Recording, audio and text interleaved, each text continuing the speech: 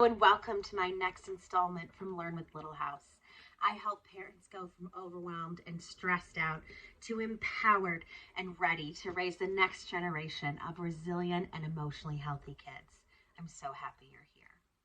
Today, we're talking about the 3 things that I do every day in my house as a mother first and a child psychologist. So looking at all the information that's out there, and there is a lot, there are a couple things that I try really hard to do almost every day in our house. Now, of course, there are some days that doesn't work. We're traveling, we're sick, something's come up, but we do our best to do these 3 things, okay? The first one of those things is eat dinner as a family. Now, I find eating dinner as a family to be really good for my heart, for my kids. We talk about our day. There's a regularity and a rhythm to it that when you return to the same place of connection most days, I find that builds emotional connection for your kids, emotional closeness, and a consistency. There's a consistent time and part of their day and their routine that they know. We're going to be wondering with them about how their day was and what they're worried about, what they're working on, and moving with them through the various points in their lives. Now, family dinner does not necessarily mean home-cooked gourmet meal. I mean, of course it can if that is something that's doable and that you enjoy as parents, but it doesn't have to be. There are many, many nights, believe you me, that it is chicken nuggets and tater tots or mandarin oranges and macaroni and cheese, some of my kids' favorite meals. And there's no harm in that. The real magic comes from being together in the same space day in and day out. Now, in our family, we also do this when one of us can't be there. So I'm partnered, and so if just one of us can do it, we still try. I also know of other families that they do it for breakfast. The family eats breakfast together. I know of families that they eat lunch together, dinner, coffee, what have you. I mean, don't give your children coffee, but it's really just about this consistent time of connection that you come together every day. It doesn't have to be groundbreaking, but it does need to happen more often. A similar event happens with therapy. There's a reason why your therapist or your child's therapist schedules your appointments at the same time every week. It's because there's a lot of benefit that we know from knowing something's coming consistently that we can anticipate and come back to. And if you've ever had the experience of, oh, wait till I see my therapist on Thursday, I'm going to tell her about this, then you know what I'm talking about. Something similar happens with dinner, okay? So it is a really nice way to integrate quality family time. In addition to it being and feeling good and as a point of connection, which is what I like to think about as a child psychologist, there's actually a lot of research that supports that dinner can be really good for kids' lifelong mental health. It's been shown that consistent family rhythms around meal times do things like decrease depression and anxiety, decrease the risk of eating disorder, substance use, even things like teen pregnancy, which seems, a little bit like a wild stretch, but the research is clear. Additionally, we know that kids that have regular family dinner have higher rates of self-esteem, higher resilience factors, and the added bonus is that family meals tend to be lower in sodium, kind of healthier meals all around than if you're going out and getting something. So this is a really important reason why I try hard to integrate a regular family routine around dinner time. Kind of related to this would be chores. And I find it's very easy to integrate these 2 things together. Chores for kids are really important. Lots of people are talking about things like entitlement and lack of responsibility and snowflake generation, whatever that is, with our kids today, and lack of work ethic and things like that. And I find, I'm not sure that I really buy into that, first of all. But secondly, I think one of the ways that if you're concerned about that, you can offset it is by doing things like daily routines and daily chores and expectations. Not only does it help create a sense of unity in your family, as in We all take care of our home. We all live here. We all benefit from being here.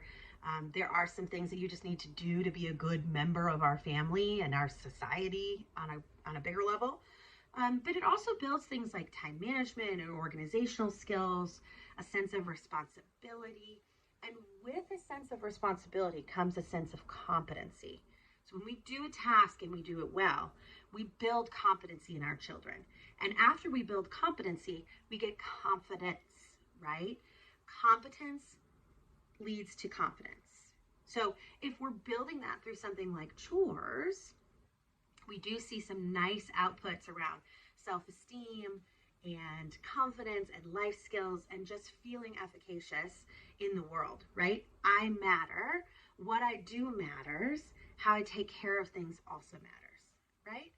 So chores can be a really, really nice thing to integrate into your daily routines as a family. Now, I'm not necessarily talking about making your kids like scrub the baseboards, although, I mean, I guess more power to you if you can get them to do that. I'm talking about simple things. Clear your plate after our family dinner. Set the table. Feed the dog. Make sure the animals have water. Make your bed. Put your laundry away. Help fold some laundry. Really simple things. Shovel the walk. We live where it's snowy, so that's like a very common chore here. Raking leaves, my personal hell. I hated doing that when I was a kid, but a lot of kids really like it. Things like that are really, really helpful. Putting dishes away, putting dishes in the dishwasher, unloading the dishwasher, taking the trash out. I mean, these are small things. We're not asking them to do massive projects around the house, but we are asking our kids, and you can do this at a very young age. It's actually easier, I think, with littler kids to participate and be part of the community that is your home, with the intention that in the long term that they'll be part of a community that's bigger than your home, right? Their own households, their work community, their college communities, their broader communities, right? Now, I do think that it can be helpful to start really young. Toddlers, 2 and 3-year-olds, really have a strong desire for independence and a strong desire to learn and become self-sufficient, which of course they can't be. But if you've ever tried to, I don't know, wrestle them into a sweatshirt or cut up their food for them or what have you, you've probably heard, I do it myself. I can do it myself, right? Lean into that, right? So yeah, I would love for you to help me, practice slicing the food. Of course, maybe slicing isn't the best place to start, but with your help and support, right? Things like feeding the dog, getting the cat water, whatever it might be. Toddlers love that. And yes, you have to be a little more patient because they're messy and they spill and they do things kind of the wrong way, but we really do want to support and draw on that natural drive to become more self-sufficient. Now, we'll talk a lot more about chores in the future. We'll talk about paying for chores, not paying for chores. People have a lot of opinions about that. We'll talk about motivating kids to do these things as they get older and a little bit less jazzed about it. How do you manage it with a teenager? All of those sorts of things is yet to come. It's obviously a really big topic. But what I'm here to talk to you about today is just that little piece of trying to integrate that into your family systems and routines and the benefits of that, right? The final thing that we do in our house a lot, most days, is read. So I'm a reader. You know this. If you've been here 5 minutes, you know I'm a reader. I'm reading all the time. I'm reading parenting books. I'm reading fiction books. I love to read. I love to read. I'm reading all the time. It's a whole other thing, right? I want my kids to be readers too. Reading has opened many doors for me, emotionally, professionally, in a wide variety of ways. It's a huge part of my life. It's a huge form of self-care. And also, it's good for learning literacy skills, obviously, language skills, learning about different cultures, exposure to diversity, right? there are so many benefits to reading, and I'm a really big believer in letting my kids see me reading a lot. And so I try really hard to integrate that, so that they're seeing us reading, they're seeing us listen to books, all of these sorts of things. It's part of just a very regular thing in our house. And the reason I'm doing that is to help promote it for them, right? We also try very hard to read every night with our kids, like teachers suggest, and to help them build. And they're at the ages where they're learning how to read and things like that. And so the way to do that is to expose them to a lot of books and a lot of literature and a lot of different types of things. I have some resources and some ideas about how to support you. I have a podcast that my kids and I love to listen to, where they read children's stories.